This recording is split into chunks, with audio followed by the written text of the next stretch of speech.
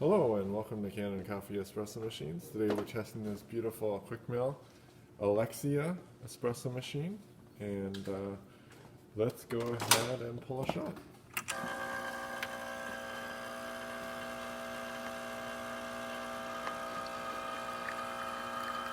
My coffee grind is way too coarse, but you can see we have good flow.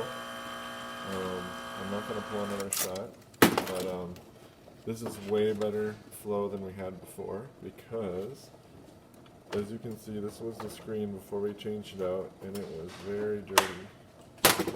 And we also changed out the water level sensor and the water level, and did a tune-up, and now it's working great. So thank you for repairing with Canon Coffee. Please like our videos below. If you'd like to see more videos like this, subscribe to our channel. Oh, and let me test the hot water here quick. You can see that's working just fine. Run the pump.